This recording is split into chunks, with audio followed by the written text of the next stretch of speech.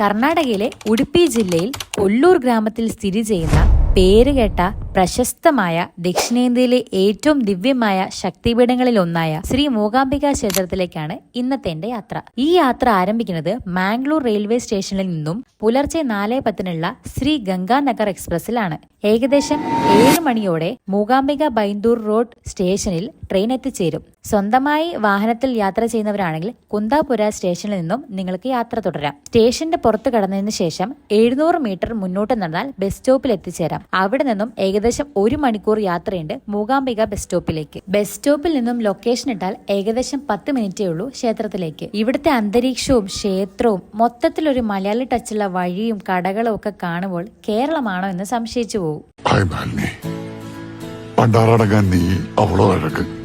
മൂകാംബിക ക്ഷേത്രം കൊല്ലൂര് സ്ഥിതി ചെയ്യുന്നതിന് ഒരു ചരിത്ര രഹസ്യമുണ്ട്. പണ്ട് ശങ്കരാചാര്യര് കേരളത്തിൽ സരസ്വതി ക്ഷേത്രം ഇല്ലാത്തതിനാൽ മൂകാംബിക ദേവിയെ പ്രാർത്ഥിച്ച് ദർശനം ലഭിച്ചതിന് ശേഷം ദേവിയോട് ആവശ്യപ്പെട്ടു കേരളത്തിലേക്ക് വരാൻ. പക്ഷെ ദേവി ഒരു കാര്യം അങ്ങോട്ട് ആവശ്യപ്പെട്ടു. ശങ്കരാചാര്യര് പിന്നോട്ട് തിരിഞ്ഞ് നോക്കാൻ പാടില്ല. എവിടെയാണോ അദ്ദേഹം പിന്നോട്ട് തിരിയുന്നത് അവിടെയായിരിക്കും ദേവി കുടികൊള്ളാൻ പോകുന്നതെന്ന്. അങ്ങനെ പാതി വഴിയിൽ ദേവിയുടെ സ്വരം കേൾക്കാതായപ്പോൾ ശങ്കരാചാര്യർ പിന്നോട്ട് നോക്കുകയും ആ യാത്ര കൊല്ലൂർ കൊണ്ട് അവസാനിക്കുകയും ചെയ്തു. പിന്നീട് ദേവി ദർശനത്തിനായി കേരളീയർക്ക് കൊല്ലൂർ വന്ന് സന്ദർശിക്കാമെന്ന് ദേവി പറയുകയുണ്ടായി. അതുകൊണ്ട് മലയാളികളില്ലാത്ത ഒരു ദിവസം പോലും മൂകാംബികയിൽ ഇല്ല. നമ്മൾ എത്രയൊക്കെ ആഗ്രഹിച്ചാലും പ്ലാൻ ചെയ്താലും ദേവിയുടെ വിളി ലഭിക്കാതെ ഇങ്ങോട്ടേക്ക് എത്തിച്ചേരാൻ കഴിയില്ല എന്നൊരു വലിയ വിശ്വാസം കൂടിയുണ്ട്. ക്ഷേത്രത്തിന്റെ ഉള്ളിലേക്ക് പ്രവേശിച്ചു കഴിഞ്ഞാൽ കുട്ടികളുടെ വിദ്യാരംഭവും പലതരം പൂജകളും കാണാൻ സാധിക്കും. ശാന്തമായ അന്തരീക്ഷം ആസ്വദിക്കണമെങ്കിൽ അവധി ദിവസങ്ങളിലും വീക്കെൻഡുകളിലും ഇങ്ങോട്ടേക്കുള്ള യാത്ര ഒഴിവാക്കുക.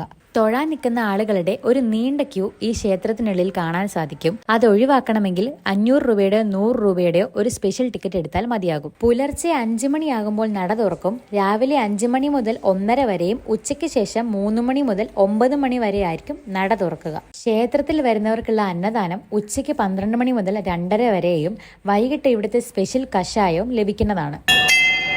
വിശേഷ ദിവസങ്ങളിലും വീക്കെൻഡ്സിലും കലാപരിപാടികൾ ഈ ക്ഷേത്രത്തിൽ അരങ്ങേറും.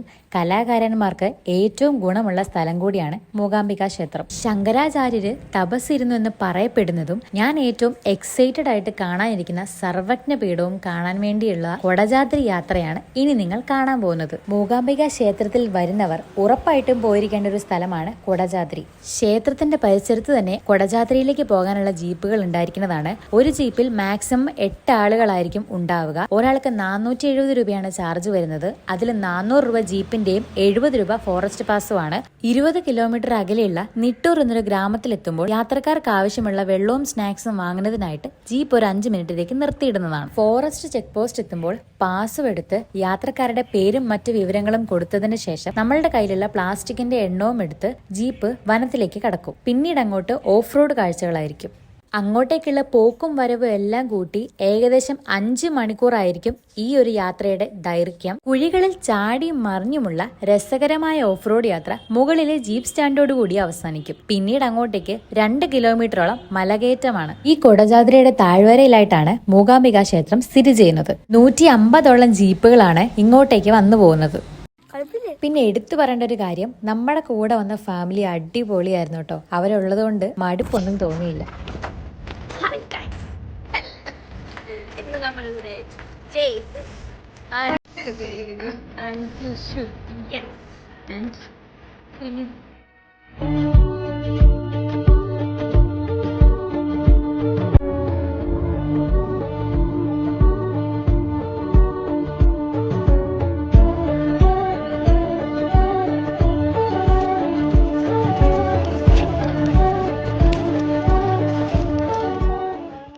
നമ്മുടെ അരവിന്ദിന്റെ അതിഥികൾ സിനിമയ്ക്കകത്ത് അജു വർഗീസ് പറയുന്നത് പോലെ സമുദ്രനിരപ്പിൽ നിന്നും 4406 അടി ഉയരത്തിലാണ് ഈ മല സ്ഥിതി ചെയ്യുന്നത്. അങ്ങോട്ടേക്ക് മഹീന്ദ്ര ജീപ്പിൽ മാത്രമേ പോകാൻ പറ്റുകയുള്ളൂ.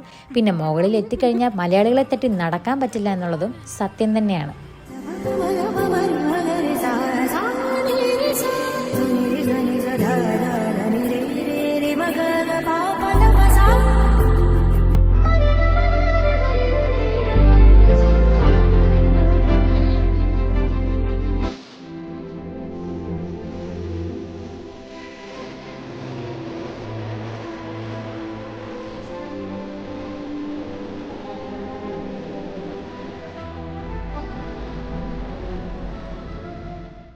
മലകയറ്റത്തിന്റെ ക്ഷീണം കാരണം തിരിച്ചങ്ങോട്ട് മുഴുവൻ ഉറക്കമായിരുന്നു. ക്ഷേത്ര പരിസരത്തു നിന്ന് തന്നെ ഫുഡും കഴിച്ച് മാംഗ്ലൂരേക്കുള്ള മടക്കയാത്ര ആരംഭിച്ചു. നിങ്ങൾക്ക് ഈ ഒരു യാത്രാ വ്ലോഗ് ഇഷ്ടപ്പെട്ടെങ്കിൽ സബ്സ്ക്രൈബ് ചെയ്ത് കൂടെ കൊടുക. അടുത്ത കഥകളുമായിട്ട് ഉടനെ തന്നെ വരുന്നതായിരിക്കും.